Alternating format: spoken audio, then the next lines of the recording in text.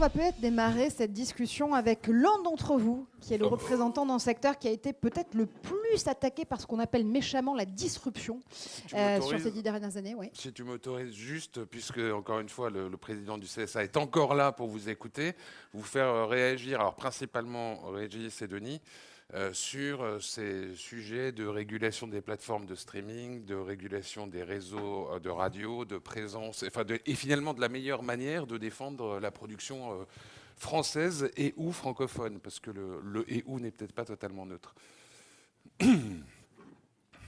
On est directement dans le cœur du débat. On a fait un raccourci.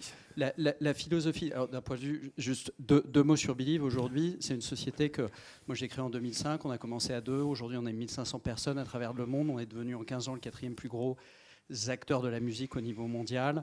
On distribue, on travaille avec un peu plus de 2 millions d'artistes dans le monde. Donc évidemment, on a une opinion sur la régulation et les quotas.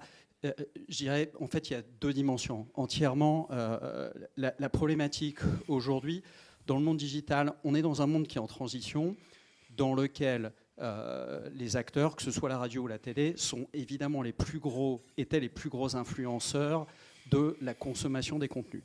Dans le monde digital, ces acteurs aujourd'hui sont devenus les plateformes digitales, sont devenus les Spotify, les YouTube, etc. Donc la question de savoir comment est-ce que ces plateformes influence la consommation de contenu est absolument fondamentale, puisque c'est la consommation de contenu qui crée la valeur et c'est la répartition de la valeur qui crée l'écosystème de la création. Donc notre position là-dessus, elle est assez claire, c'est de dire, je pense qu'on a exactement le même objectif, qui est que pour une maison de disques comme nous, qui travaille avec des artistes de classique, on a racheté Naïve il y a quelques années, jusqu'à des artistes qui a aujourd'hui les plus gros artistes de hip-hop en France.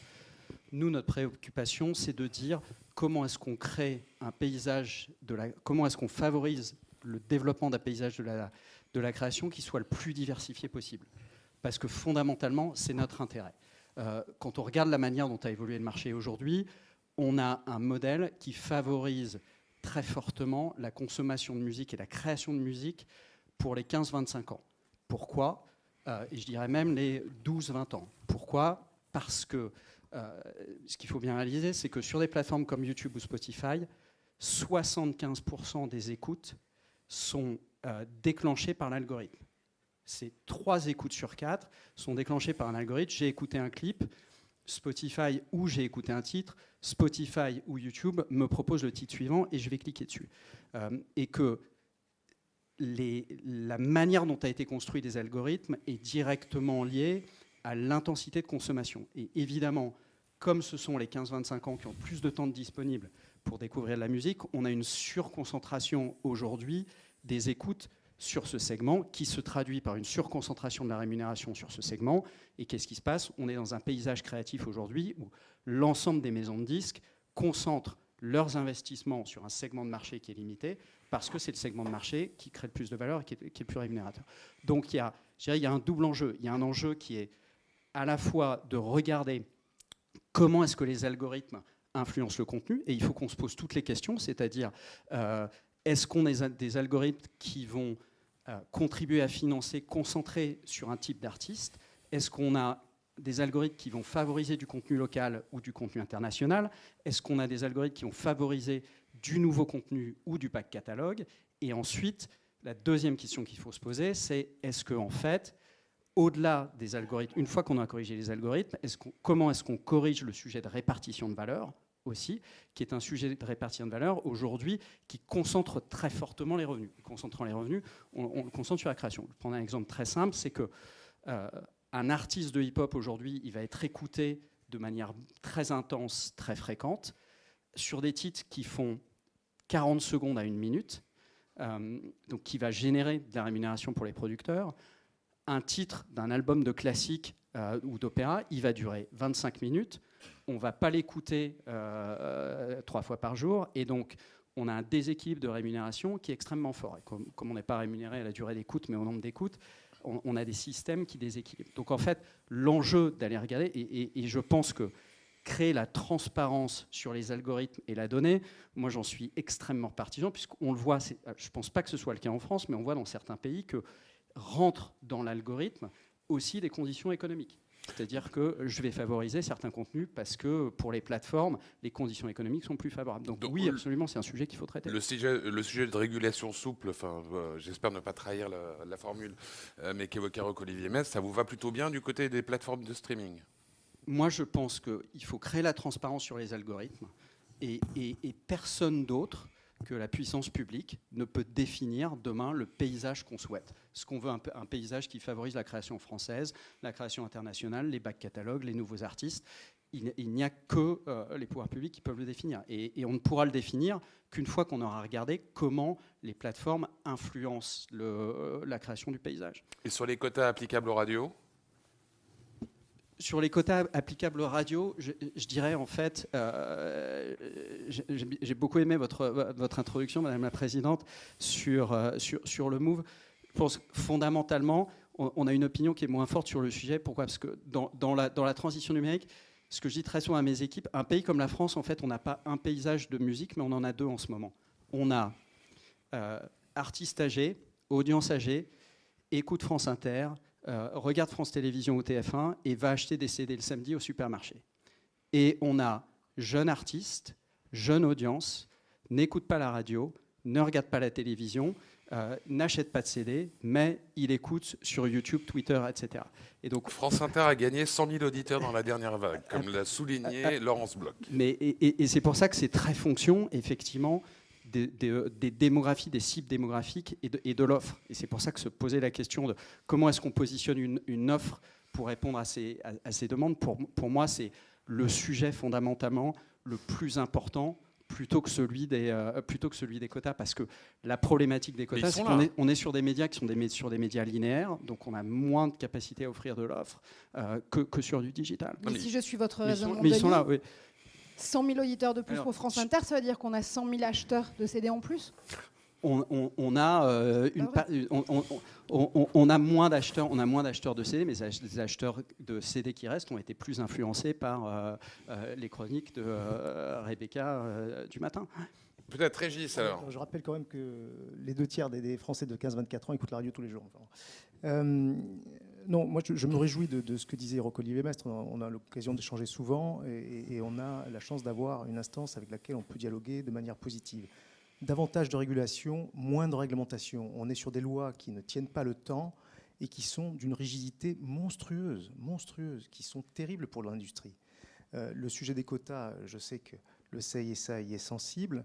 Pour nous, ce qui a été fait en 2016, c'est-à-dire ce système de bonus-malus que je pense personne ne comprend dans la salle, mais même moi d'ailleurs, c'est un système qui fige les décisions artistiques des radios musicales de manière épouvantable. D'ailleurs, pour la première fois, toutes les radios privées étaient ensemble il y a 2 jours devant une commission de députés pour expliquer à quel point c'était absolument inconcevable de maintenir un système qui, d'ailleurs, on le voit dans les chiffres de décroissance de consommation des radios, est corrélé. C'est-à-dire que depuis 2016, on a une chute de consommation vraiment violente des radios musicales parce qu'elles ne peuvent pas faire leur métier. Voilà. Donc, c'est vrai que nous, notre souhait, c'est pas forcément qu'on mette davantage de contraintes aux plateformes digitales, c'est surtout qu'on en ait moins, nous, pour pouvoir faire notre métier sereinement. Aujourd'hui, quand vous avez une station comme Oui FM ou Fun Radio, il n'y a pas en France la création en français. Il y a une scène française extraordinaire, elle s'exprime en anglais, en électro et en rock. Voilà. Et il n'y a pas de quota pour la production en France pour produire en français.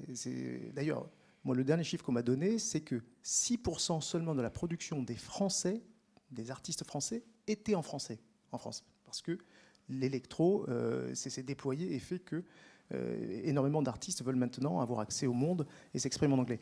Donc, si on n'a pas la matière première pour nourrir nos stations, si en plus on n'a pas le droit de jouer souvent un titre parce qu'il intéresse notre auditoire, eh bien on détruit la puissance de nos radios. Et ça, je pense que c'est quand même épouvantable.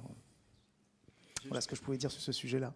Peut-être pas ajouter 2 choses. C'est sur le fond, sur la révision des quotas, je suis entièrement d'accord avec ce que Régis vient de dire. Je pense que la dernière évolution est une évolution qui est cauchemardesque à mettre en place. Ce qui est très intéressant à voir aujourd'hui, c'est que sans quota. Nous, on a les chiffres puisqu'on les reçoit des plateformes. Sans quota sur le numérique, en fait, les productions françaises sont beaucoup plus écoutées. Aujourd'hui, le taux d'écoute des productions françaises, et quand je dis production française, je te rejoins tout à fait, c'est-à-dire chanter en français, chanter en anglais, c'est entre 70 et 75% du volume des écoutes, en fait. Donc, mais il y a un vrai travail de faire d'adaptation. Il y a des stations pour lesquelles il n'y a aucun souci. Pour RTL, on pourrait être à 60% de quota en français, par exemple, ou Skyrock est un format qui est vraiment profondément français. Et puis il y a des formats comme... comment vous faites quand vous êtes latina? Latina, c'est de l'espagnol. Alors les gars, du coup, ils jouent du zouk pour... Enfin, ils travestissent leur format. Sur Fun Radio, on joue de l'urbain, avec des paroles qui ne sont pas toujours, d'ailleurs, formidables. Hein. Le président Roch-Olivier Mestre le dit souvent, d'ailleurs. Bon.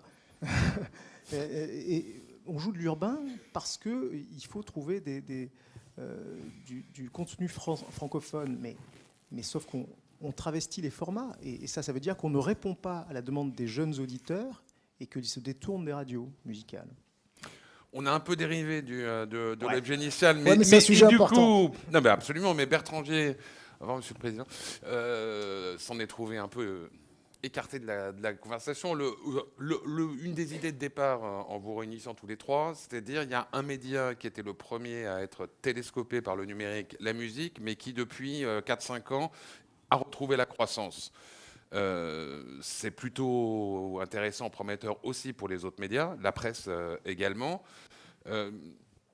Il y a un développement aujourd'hui du numérique, des abonnements en PDF, etc. Ça représente, il me semble, le tiers à propos de la diffusion du Figaro, peut-être un peu plus même. En même temps, on est encore loin des grands quotidiens américains. Et puis le système des kiosques, ça ne prend pas en France, semble-t-il. Alors que les plateformes de streaming, ça marche. Et les kiosques, ça ne fonctionne pas non plus à l'étranger parce que le service kiosque d'Apple est en train de pas marcher, de montrer qu'il ne marche pas. 200 000 téléchargements au lancement, 200 000 aujourd'hui. Les kiosques ne fonctionnent pas.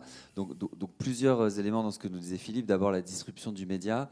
Il est clair que juste derrière la musique est arrivée la presse. Hein. On a eu quand même une disruption très forte et il y a eu un effort nécessaire de transformation, je pense, qui est peut-être méconnu. Il faut vivre ça de l'intérieur pour se rendre compte comment est-ce que cette industrie a réussi au prix de bouleversements, d'investissements, de changements de méthode de travail à transformer la façon dont elle fonctionne. Et c'est vraiment une situation qui est radicalement différente. Au Figaro, qui fêtera bientôt ses 200 ans, on a l'habitude de dire que l'entreprise a plus changé sur ces 10 dernières années, peut-être que dans les 190 premières, mais c'est véritablement le cas.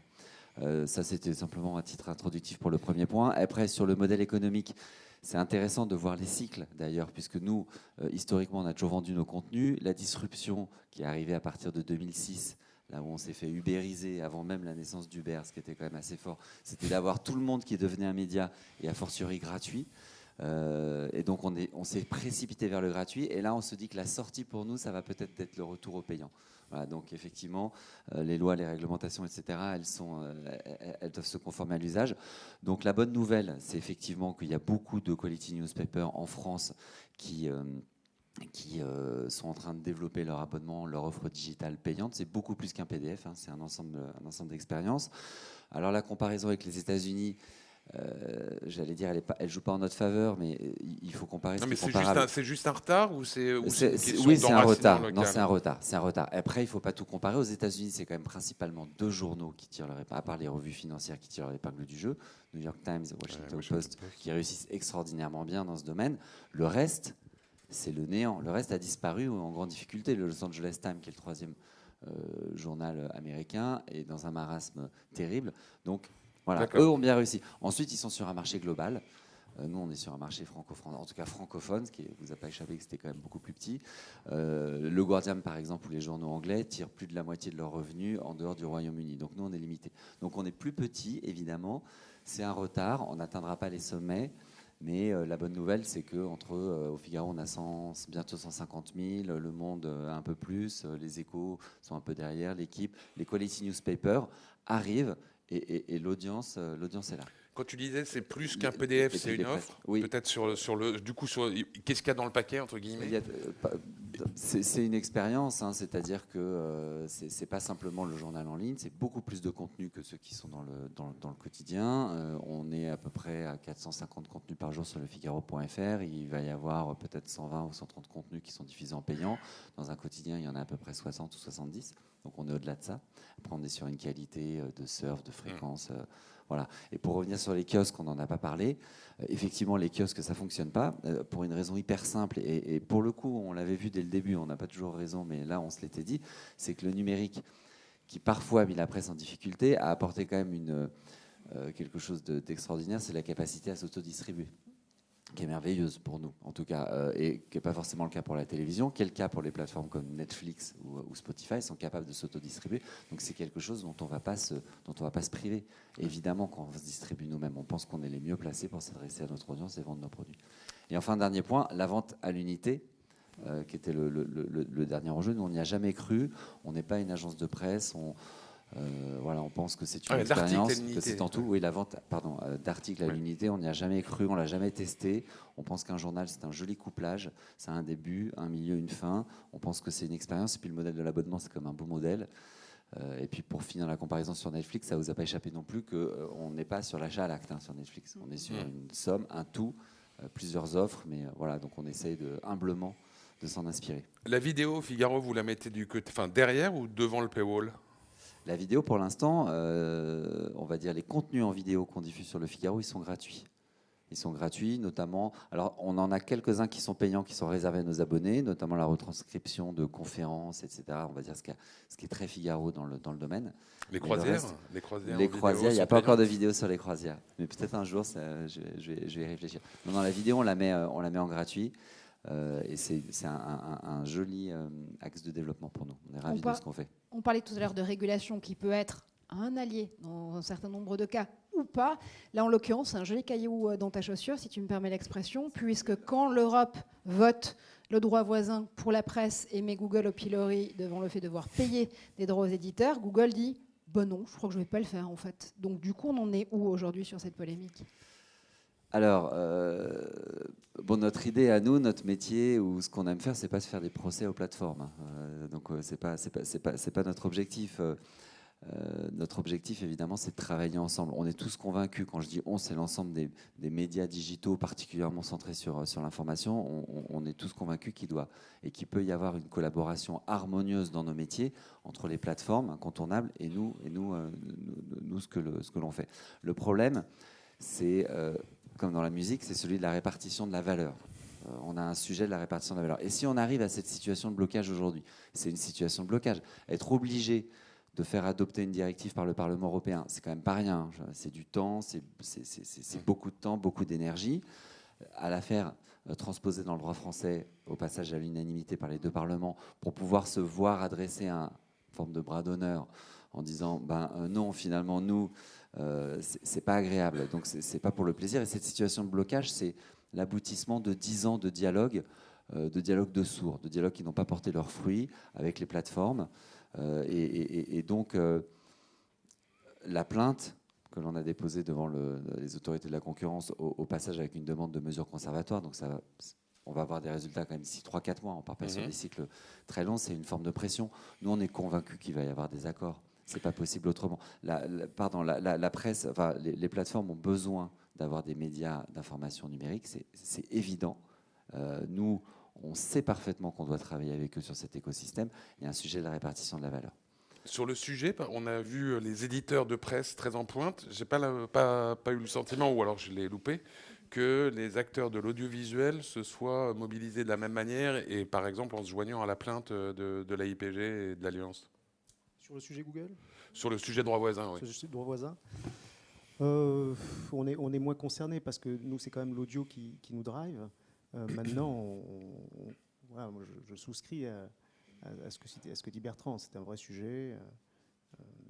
Voilà, mais on n'a pas tout à fait la même problématique quand même.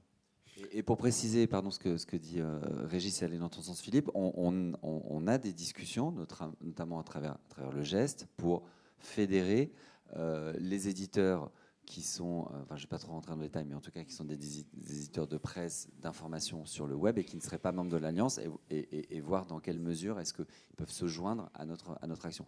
Mais le sujet qui est vraiment fondamental, qui est hyper important pour tout le monde, je ne vais pas faire de sociologie à dessous, mais pour nos enfants, etc., c'est quel est le futur de l'information dans notre univers digital.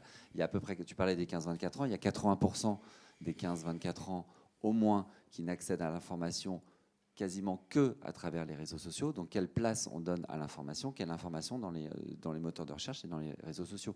Vous avez peut-être eu l'occasion de le voir.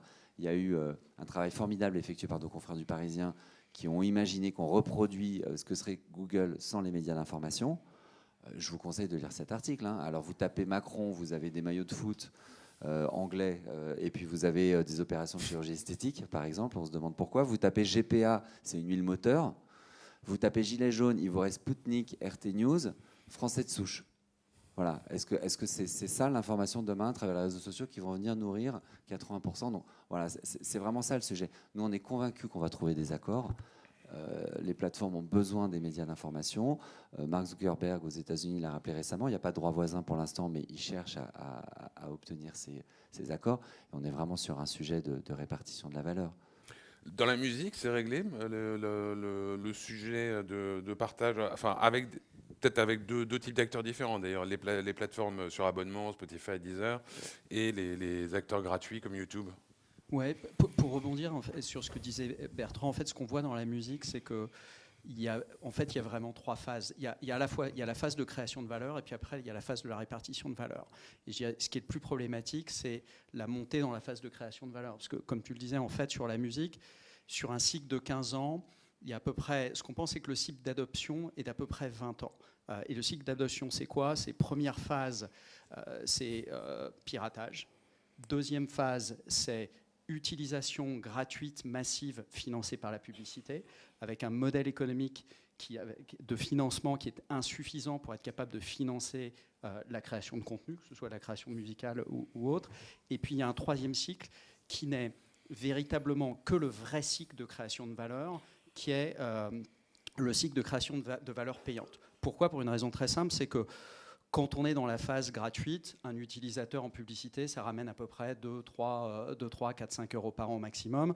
Un utilisateur payant sur une plateforme comme Deezer ou Spotify, c'est 65 euros par an. Donc en fait, on a une augmentation de valeur très forte. Et ce qu'on voit aujourd'hui, ce qui est assez frappant sur la musique à voir, et nous, on a modélisé ça sur tous les pays du monde sur les 15 dernières années, les cycles d'adoption du payant sont strictement les mêmes dans tous les pays du monde, à un an près, sur un cycle de 20 ans, et qu'ils aboutissent, dans le cas de la musique, sur les pays les plus avancés en Scandinavie, avec aujourd'hui, on est proche d'un taux d'adoption de 40% de la population en Scandinavie qui a un abonnement Spotify ou un autre service local. Et finalement, c'est ça l'enjeu numéro un. Et l'enjeu de partage de la valeur, en fait, c'est l'enjeu numéro 2. Parce qu'en fait, quand tu partages un petit gâteau, oui, tu ne partages pas grand-chose.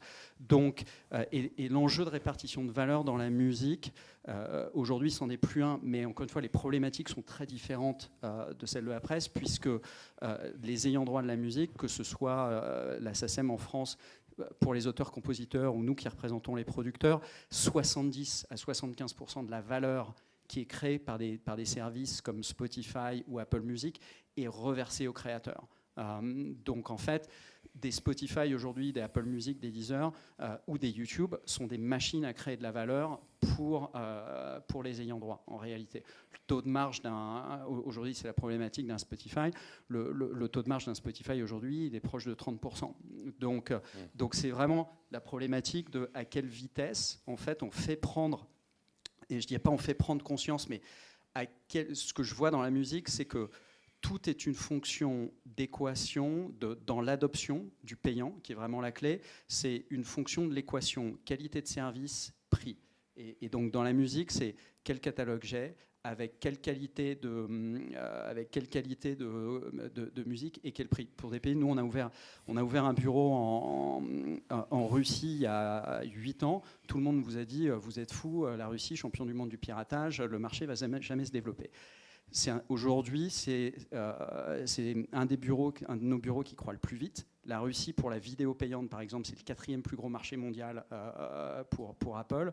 Pourquoi ? Parce que quand tu as un bassin moscovite de 70 millions de personnes qui payent 700 € pour un iPhone et que tu offres un abonnement à l'équivalent de 1,50 €, bah, tu as une adoption qui est très rapide, en fait.